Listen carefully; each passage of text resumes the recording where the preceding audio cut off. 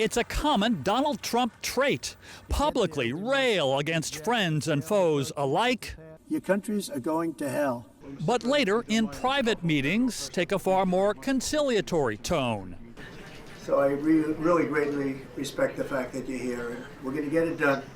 Trump's United Nations speech, about an hour long, painted a picture of a worldwide hellscape held hostage by out-of-control immigration and the scam, as he put it, of climate change and renewable energy.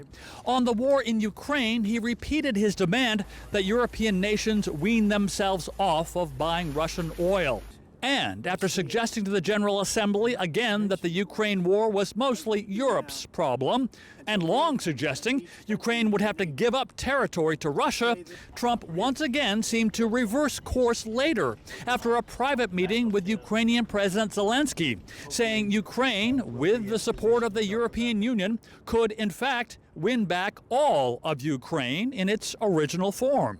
And we have great respect for the fight that Ukraine is putting up. It's pretty amazing, actually. With President of the United States was a good, constructive meeting, and we're thankful for his efforts. Zelensky added he thought he did indeed get Trump to change his mind and that Ukrainian territory could not simply be swapped with Russia. On Gaza, Trump barely mentioned the topic that had dominated the United Nations the day before, an avalanche of nations now recognizing the State of Palestine and a two-state coexistence with Israel. Trump again dismissed that idea. Now, as if to encourage continued conflict, some of this body is seeking to unilaterally recognize a Palestinian state. The rewards would be too great for Hamas terrorists for their atrocities. This would be a reward for these horrible atrocities.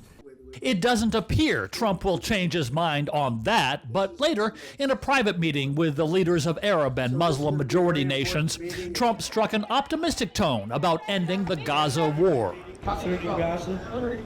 It was a very successful meeting with the players, separate issue, but that's going to be next.